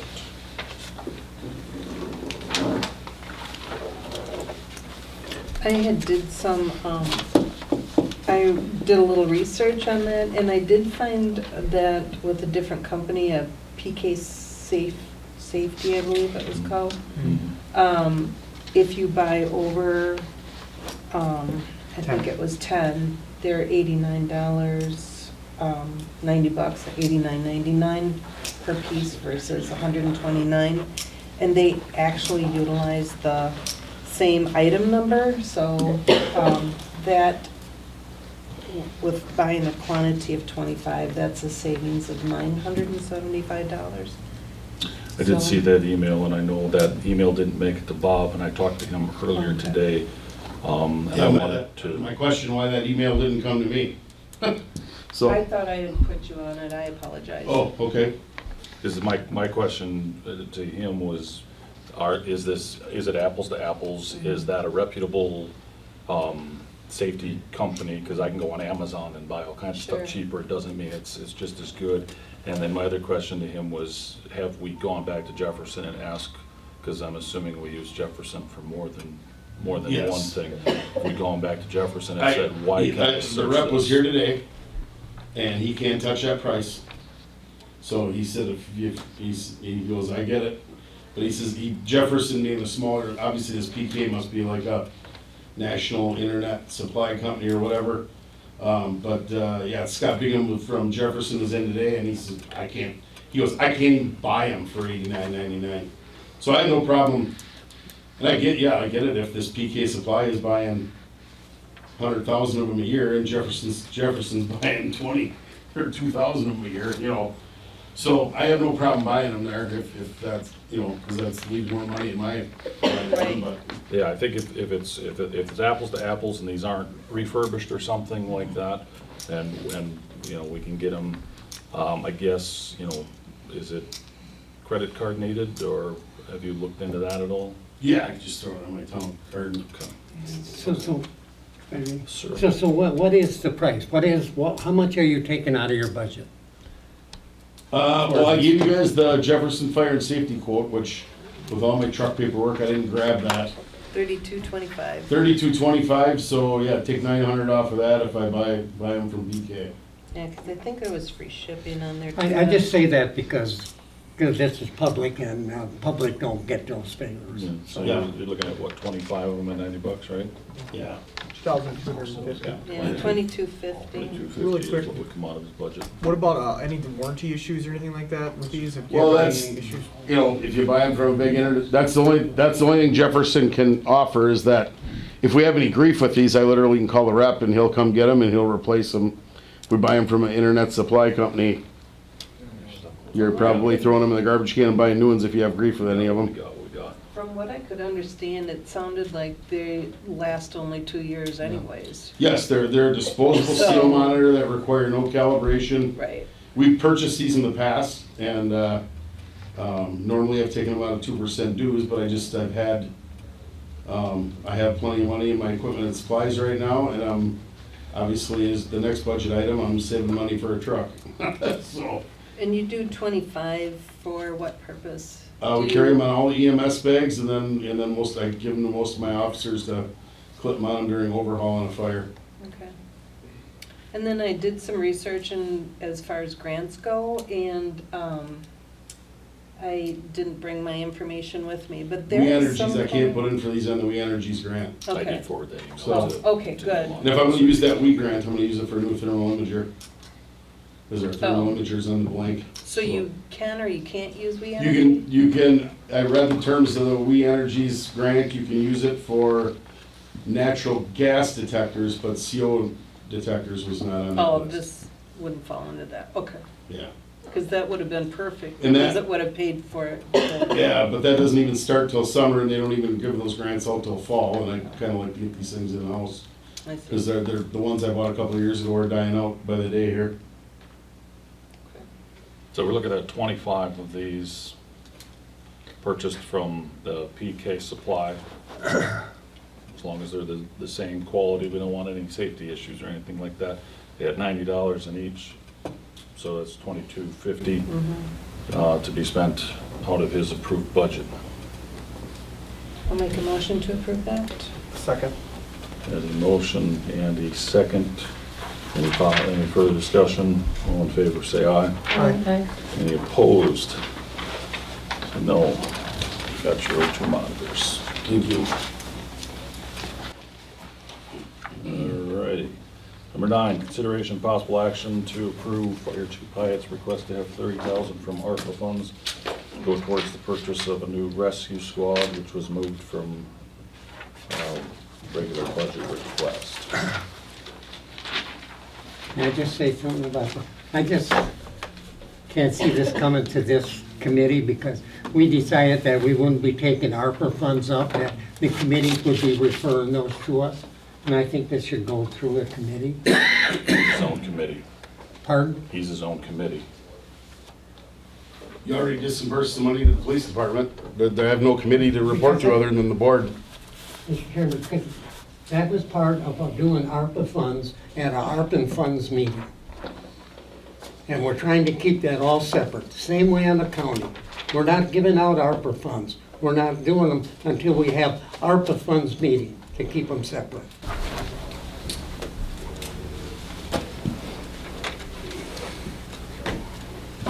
When's these funds needed, if they were granted? We would, by the completion of the truck. Should I just lay the proposal out and we can tie it all together? Yeah, let's move on to number 10. So where is mine?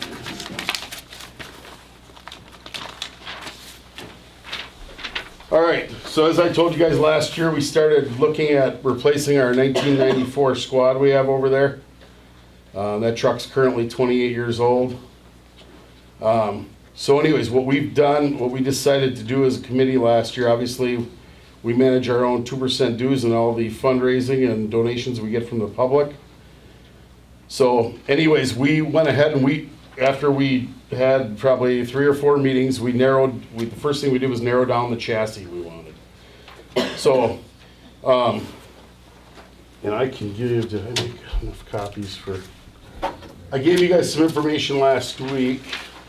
Anyways, the chassis we picked out is, it's if you buy it in a Chevrolet, it's a Silverado 550, and if you get it in International, it's a CB 515 chassis. So, the build came in a little more expensive than we thought. That's the way everything is right now. So what I'm proposing to the board is, like I said, back in October, I asked for a $30,000 assistance on this 200 and where is the rest of my paperwork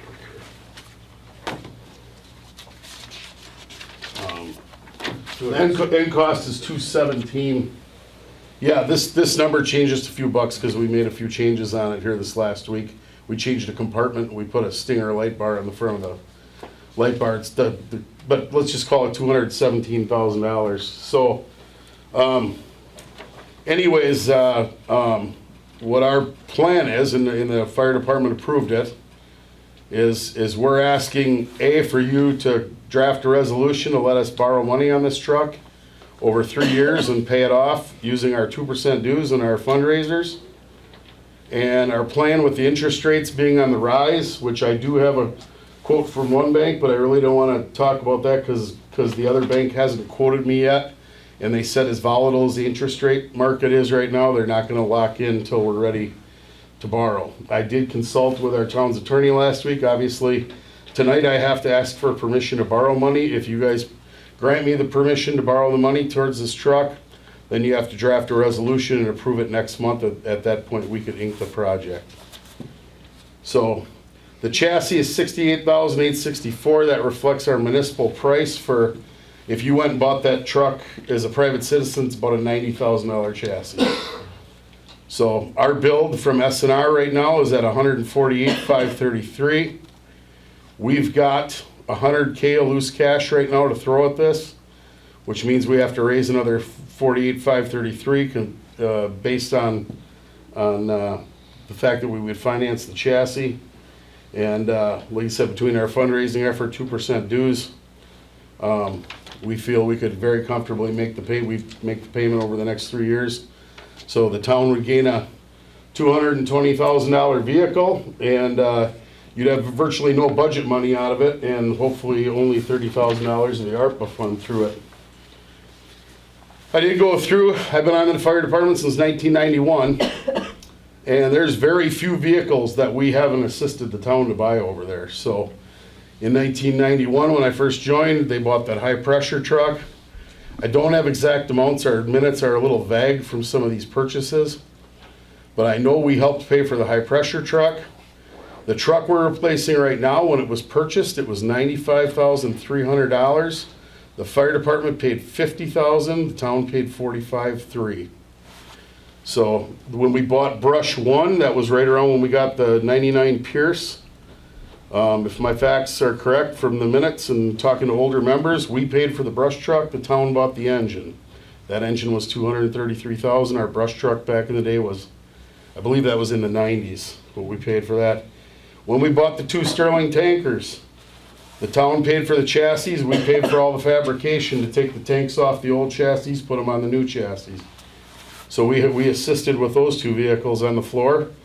The F-250 that's sitting there, the Brush 2 truck, we bought that through DNR 50/50 funds. So basically we bought that without the town's assistance. That was paid for 50% by the DNR. We picked up the other 50% and put the pump and the tank in it. So in 2006, the town bought engine 3 and the first ladder truck. The town bought those outright. But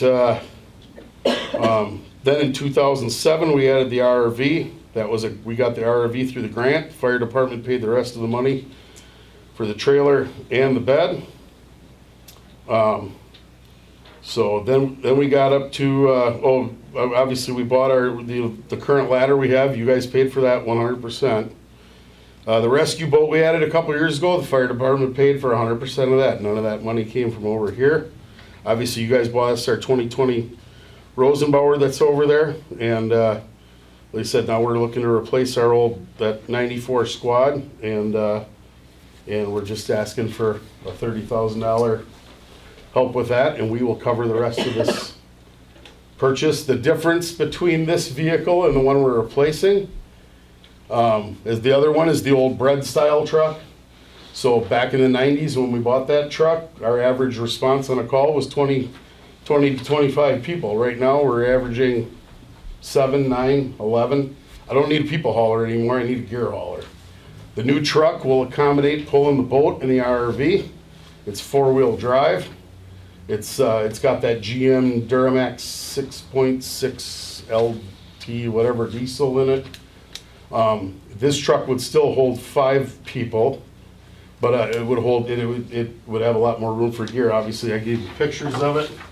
These are very detailed, but these are the CAD drawings from S&R.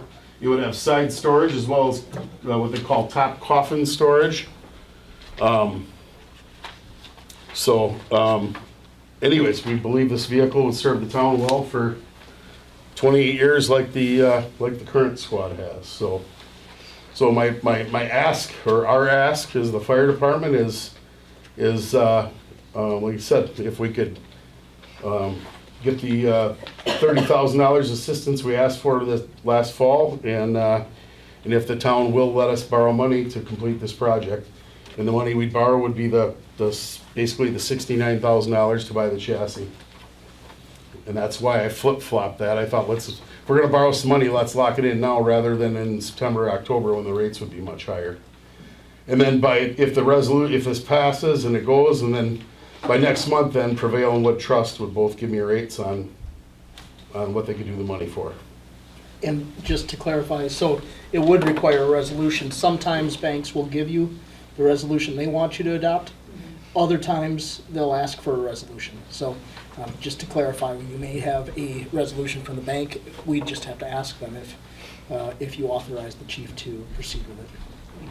So yeah, my discussions with the clerk last week, Lisa did call me back one day last week, and then I was on the phone with Nick as well, and yes, because we're a municipal fire department, not an incorporated fire department like Rudolph, Vesper, and Pittsville are, we cannot borrow money as a fire department. It would be what they call a general obligation municipal loan.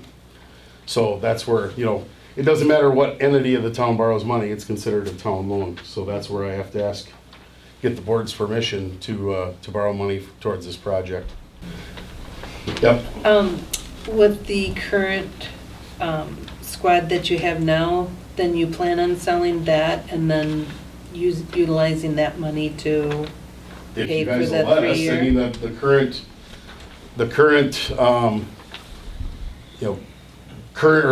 or past practice was we always turn the vehicle back over to the town because it's considered town property, and then you guys did with it what you want. If we're willing to sell it and give it back to us, that would be great. It'd be a way to help us with this project.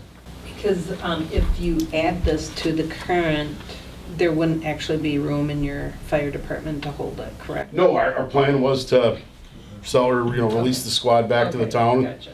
It's in good running condition.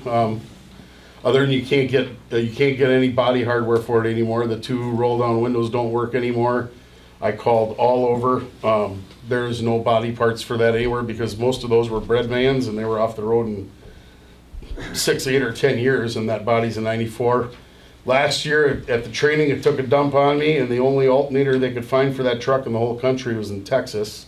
So the truck sat over at Freeburg's for a week while we waited for an alternator. So I'm not saying it's not mechanically sound. We do DOT it and use it, but I just, this vehicle would be of much more use to us in our current way we run. Yeah, so how much do you use the Wood County Rescue? We work with them all the time. We just trained with them a month ago. So what would be different from this rescue truck to that one? I mean, would you have to supply it with the same things that they have? You said you're tired of a man carrier, you want to carry equipment? Currently what we would run, this would roll on obviously car accidents. Like I said, we would put our extrication equipment in there. It would have our water rescue items, anything pertaining to, like I said, it'd be our second out car at a car accident or for car accidents, but it would be like I said, we're really not utilizing the squad at all right now, and this truck we would utilize for car accident structure fires. We could even use it. Some of the mutual aid calls we get in the winter, instead of rolling a pumper, we could roll this truck out there and it would have the air packs on it. So, but. And we will provide that incident police report to them, absolutely. Thank you. Anything else, Betty? No, that was it, thank you. The only thing that I have, obviously, we are struggling here with the loss of the clerk and a treasurer. We have CLA right now that's helping us out with payroll and other things. I had a conversation with them. They again brought up our archaic computer system. Yeah. So what I would like to do is and the payroll part is the big question, because the last thing you want to do is to mispay, underpay, overpay, whatever. So then the further we go along, the bigger problem that it could be. So What I would like to do is I would like to have the personnel committee start to do some questioning about what we can do. You know, obviously, we're bringing in a new treasurer and our clerk is out, but we can't wait for both of those to be in place completely before we do something. It could be a year, in my opinion. And I know we had set up a committee a while ago, but with everything that's happened, nothing got done. So I'd like to have the personnel committee start to look at a few of these systems and make a report. Talk to Rome, talk to Wood County, talk to, you know, Beer and whoever else is using these. I know I did ask CLA about just simple QuickBooks and some of the programs that they're familiar with, so they gave me a couple of ones to look at. So I guess I think we need to move this, and it didn't make the agenda tonight, but I'd like to get personnel committee moving on that so we can get something moving, because I don't want to bring in a new treasurer and then have them struggle and then possibly walk away because it's not what they signed up for. I want to make this as simple as possible, so. All right, that's all I've got. Number 16, public input. People wishing to address the board will be limited to 2 minutes each, with public input limited to a total of 16 minutes. Anybody from the public? Hearing none. Any future agenda items from anybody? I'd just like to bring up the ARPA thing with the fire truck.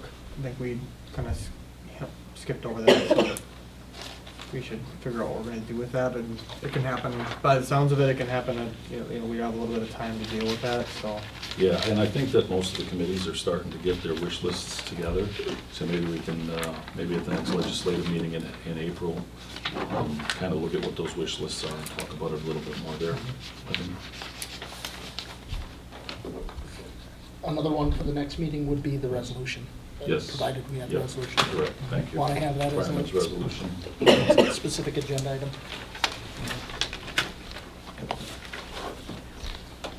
Anything else?